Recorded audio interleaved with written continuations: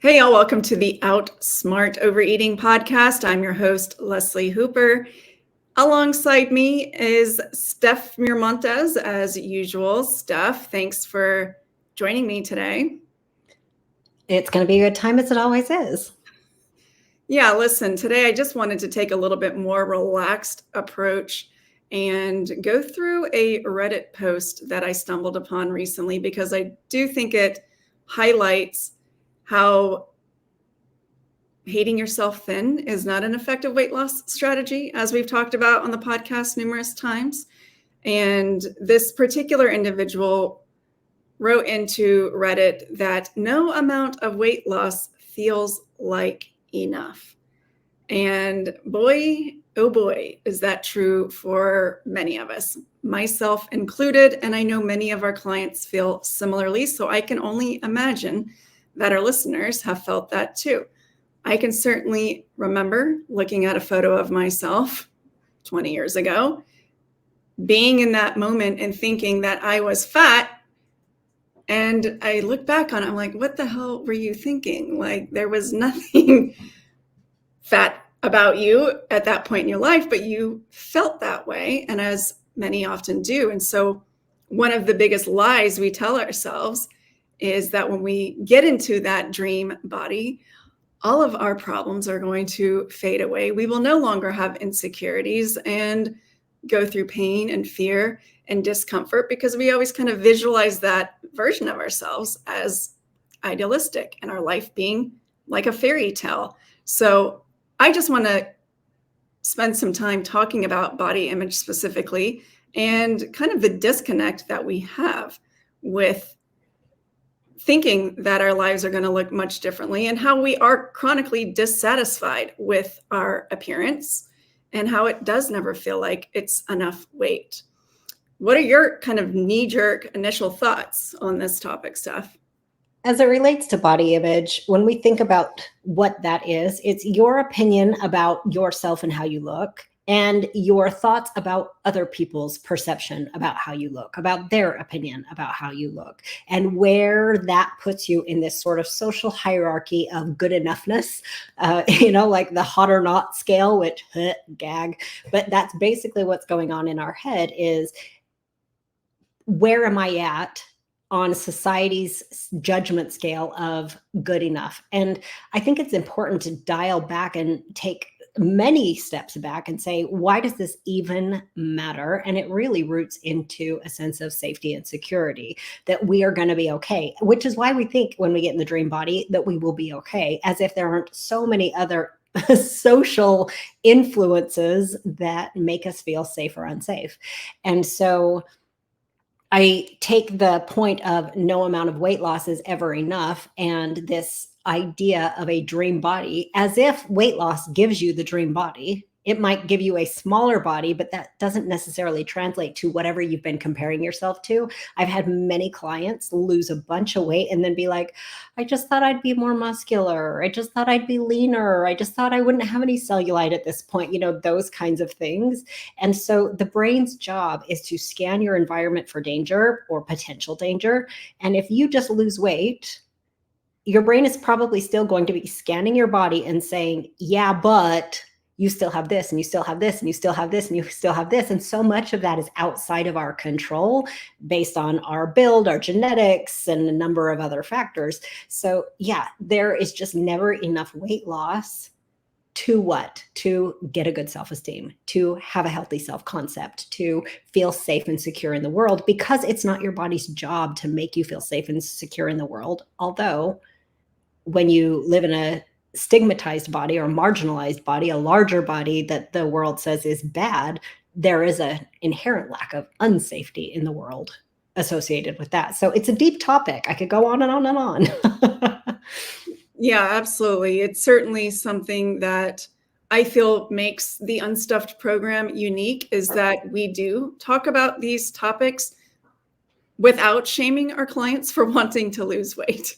And I feel like we provide them a place to go to have these conversations of, I realize that dieting is not a long-term solution. If I've been doing it for 20, 30, 40 years and I feel crazy around food, maybe there's another possibility, another tool, another way to go about it. As I always say, dieting, weight loss should not be a lifelong pursuit. It should be a one and done kind of thing.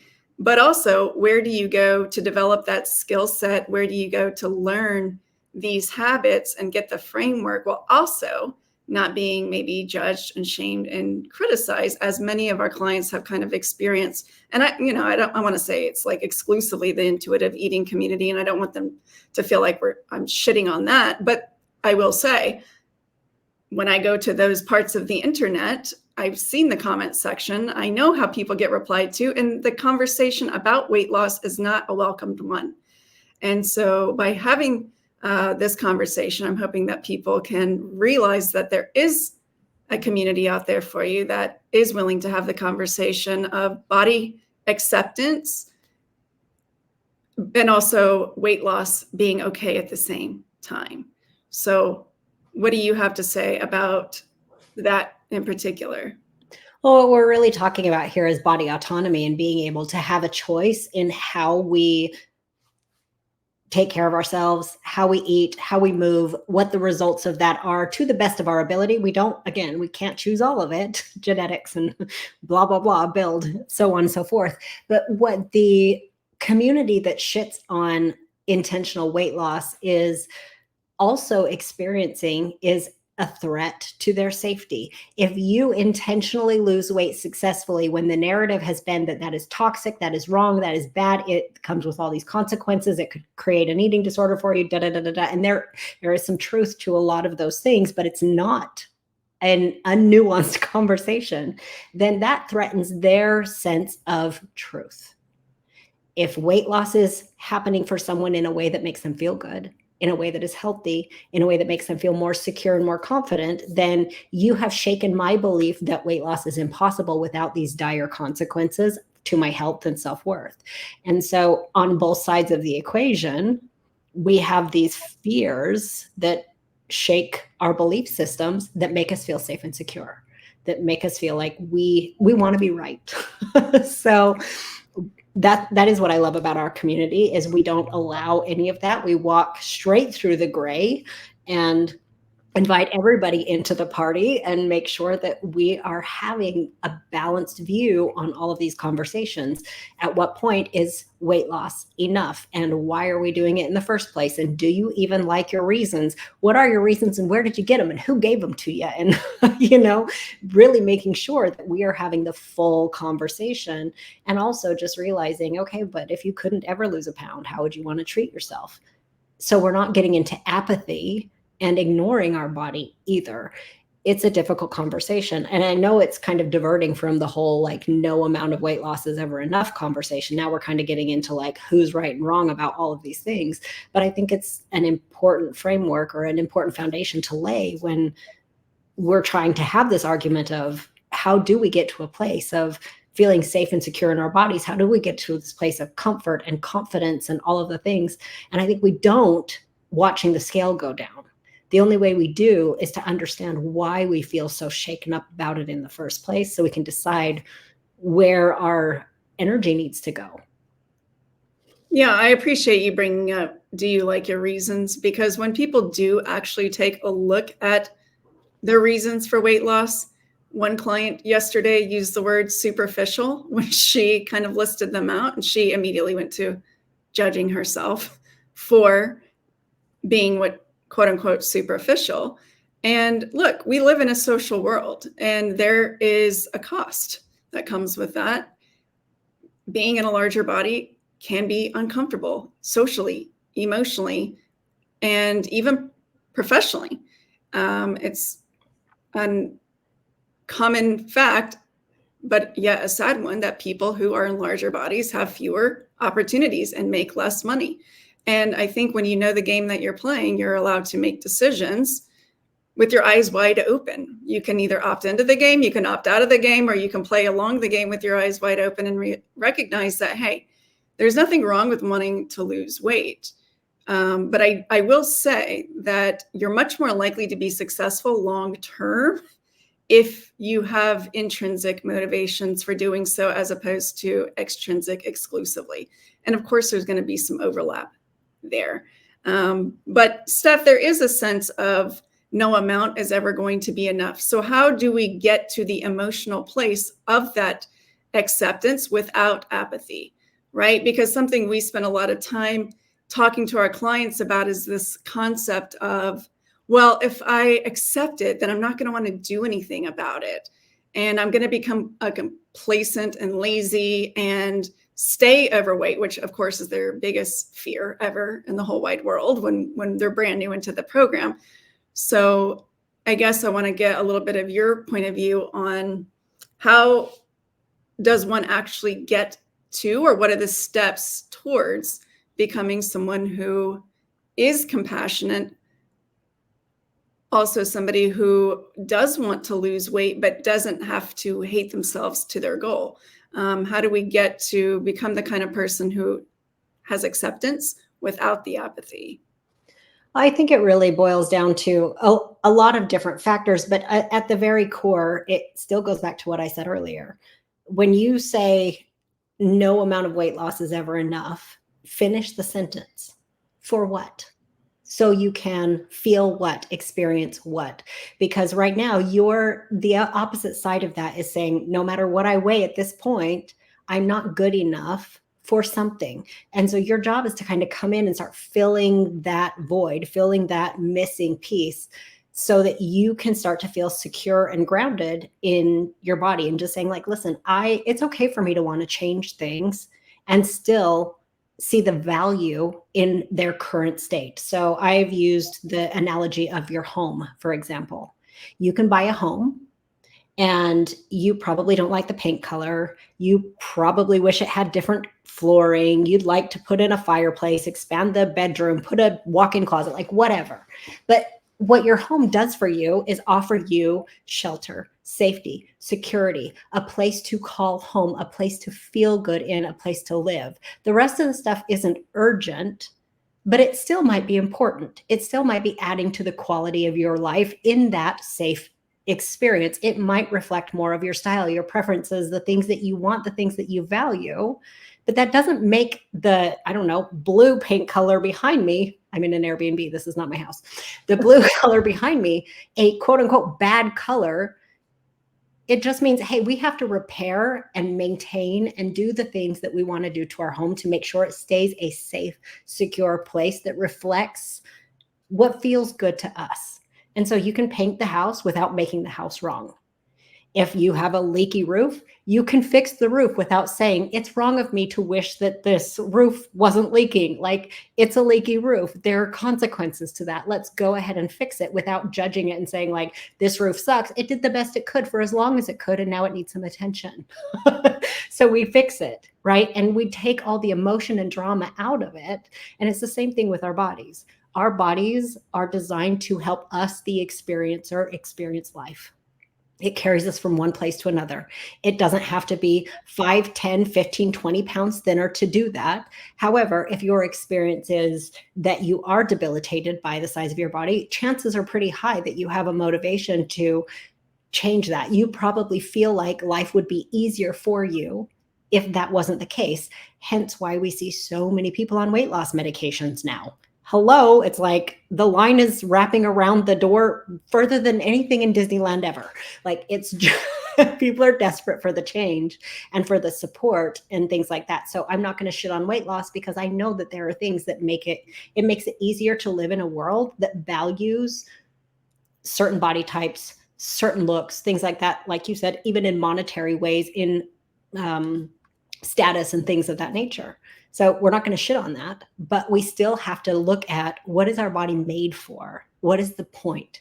Can I live my life in my body today while I'm working on it? Can I still live in my house while I'm patching up my roof and painting and, doing the things that I want to do, and still get the same safety, security, and things like that from it, while looking at these other things as things we're working on? But it's not our sense of self. It's not who we are. Right. Something that I know I've talked about previously on the podcast here is being the kind of person who can go to the grocery store without a full face of makeup and your hair done and all the things, and be just as centered in your identity and who you are, that you don't feel like you have to do that in order to feel whole. And so I do think that, again, getting back to do you like your reasons. And if you're an insecure person with a low self-esteem at 300 pounds, you're definitely going to be one at 150 pounds too, because that is an emotional experience. And a lot of that is rooted in the way that you talk to yourself. And so something that some of our clients have obviously expressed in the past is this idea that they just cannot really envision a life where they can possibly be content today. There's so much emotion wrapped up in this idealistic, smaller version that it just doesn't compute when we try to explain that the reason why you feel better in your smaller body is because you are thinking better thoughts, meaning you're kinder, you're gentler, you're more encouraging. You like the way that your clothes fit because you have a story, a narrative, a belief that that looks better because you've been socially conditioned to believe all of those things and accept them as fact. And so it can feel very hard to wrap your mind around this concept of like, well, but I really do look better in a smaller body. There's no way I can possibly be satisfied or comfortable or accept the body I'm in today. So how do you kind of, and I know I'm kind of like veering in a bit of a different direction here, but how do you grapple with those two thoughts? Well, I just offer that how much of your mental and emotional well-being is centered around the difference between being a size 6 and a size 4. If it's fine, if you want to buy into the story and you don't want to do the emotional and mental work to change that you are worthy at every size, fine. Don't buy into the story that you look better at a certain size. Cool. But also get off the sidelines and start living your life. Just because you might, like, I also think that a house with a swimming pool is better than one without one. And I don't have a swimming pool, and that still doesn't make me hate where I live. I still would like one.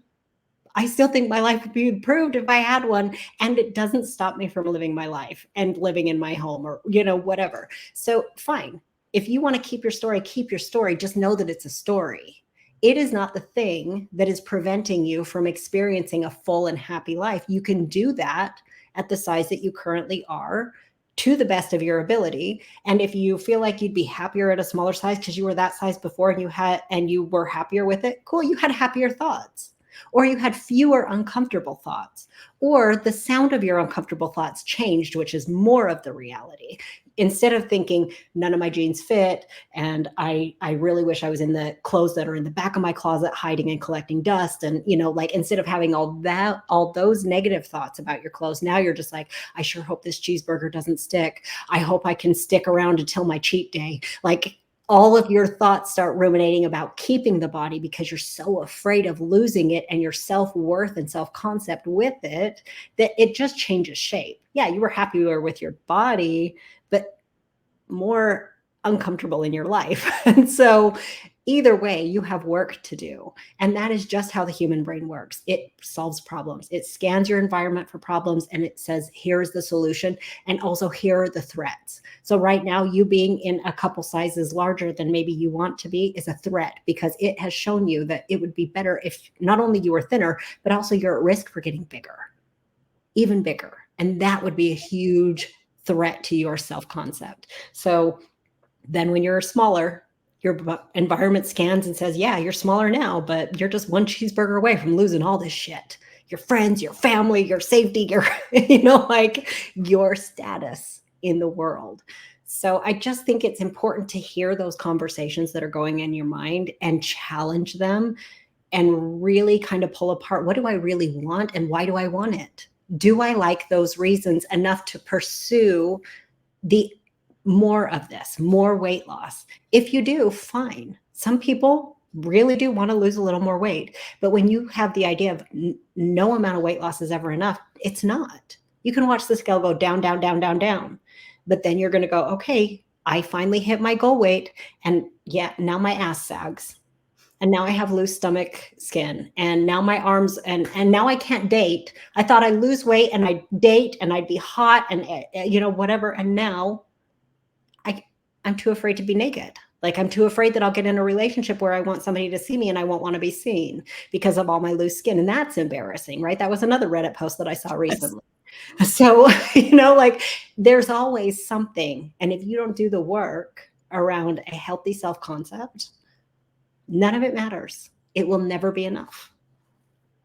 Yeah, exactly. I can't tell you how many Reddit posts I have stumbled upon over the years that are like, yeah, lost all the weight, even more miserable than I was before. Actually, as a matter of fact, yesterday or today, I read one from somebody who, and this one's more related to the eating piece, was like, I've lost 75 pounds and I'm supposed to keep this off for the rest of my life, but I am fucking miserable. There's no way that I can eat like this for the rest of my life. And as you often say, the way you lose it is the way you got to live it. And so you can already hear in this person's tone and the language that they're at major risk of regaining all the weight, because clearly the way that they lost it is not something they're looking for relief. And you cannot be looking for relief from your eating plan or your exercise plan. Otherwise, it is going to be short-lived. And I think similarly, if you are looking for relief from your body and it's never good enough, then you are also likely going to be dieting or over-exercising and doing all the things for the rest of your life. So there is a conversation about, when is it actually good enough? At what point are you going to be at peace? And that's a decision that has literally nothing to do with your body size or what you're putting in your mouth.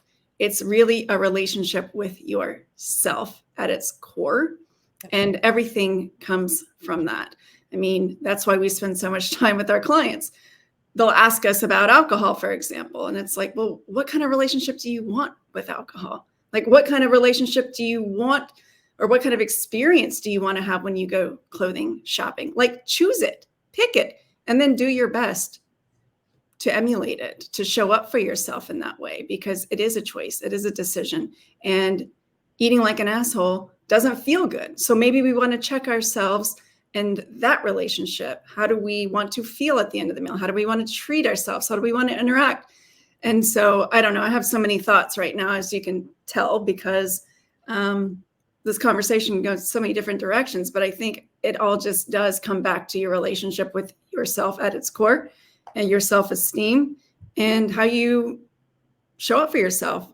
What's a loving way to speak to your body? What's a loving way to interact with your body through eating? And how do we get to a place where it is good enough? What does that actually mean to you? And can we start practicing it today? What does that actually look like? And Steph, that's my last question for you, is in your own process, you and I have arrived at the same place, but we've gone about it in very different ways, right? You have talked in the past about kind of surrendering to your body and going through the body image work.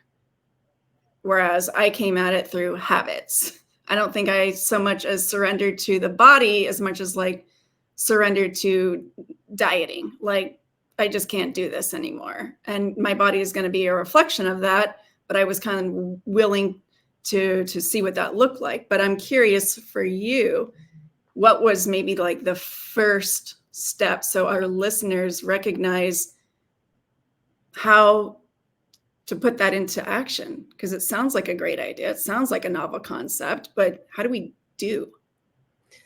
I think it's difficult for a lot of people because I was really at the end of my rope. I was at the end of my dieting rope. I just felt like I had lost all control. I had swung back and forth so many times that I had to surrender and just say, okay, body, you win. You do you. I'm going to follow your lead because I can't figure this out on my own. I haven't been able to so far. I keep getting us back up here. So if this is where you want to be, fine.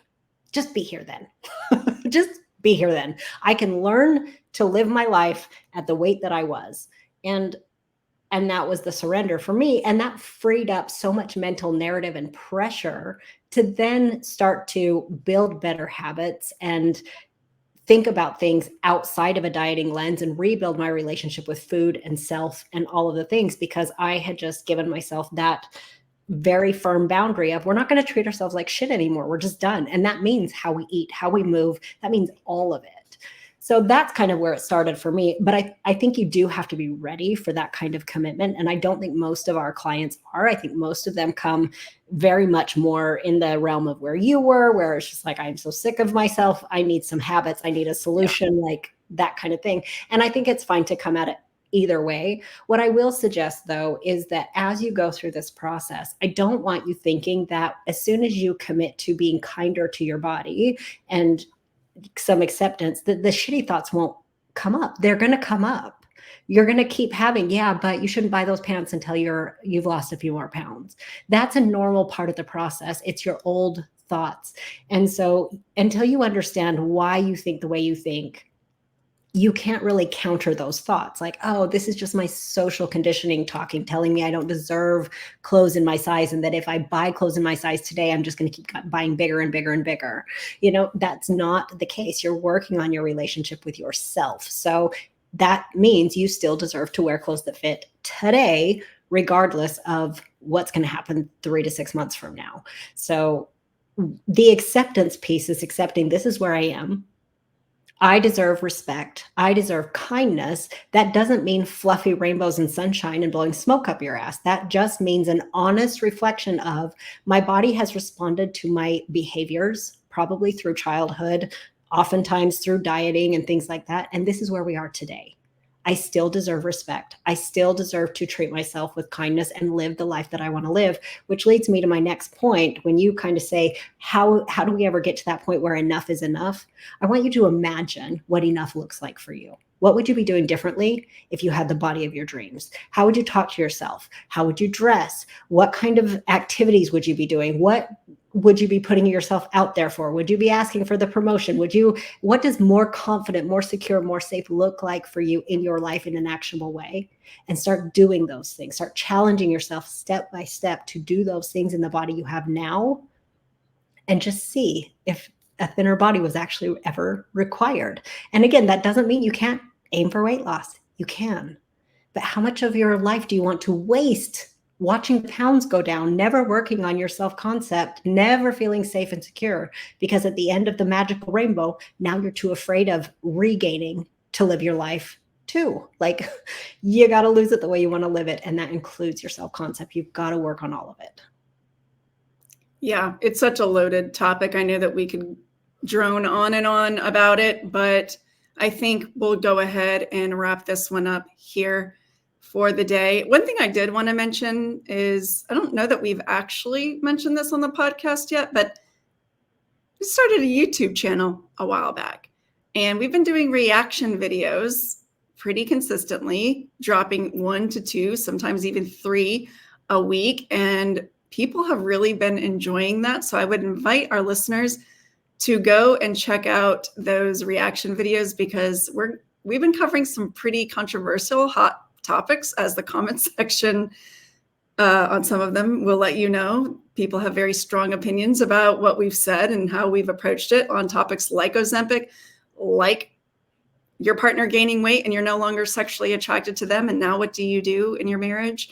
So I would just, invite our listeners to come over there and hang out with us and see if they like the content, see if it resonates, because we've covered a lot of topics that I think are really fun and interesting and helpful for our viewers over there. So Steph, any final thoughts on this topic? And I guess ultimately no amount of weight loss is ever going to feel like enough.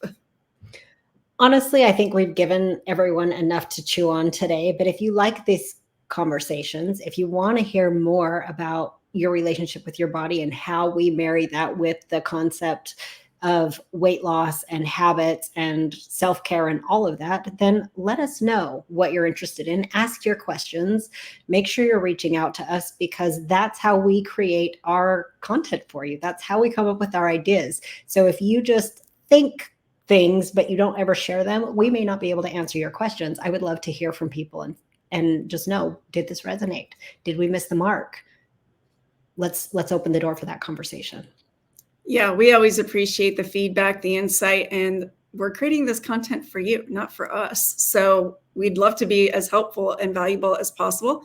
So if there is anything on your mind, let us know. We'll be happy to create a podcast on it, or maybe just answer it in the DMs if that's a better place for it. So anyway, I think that is it for now. Thanks for tuning in, and we will catch you all on the next one. Have a great week, y'all.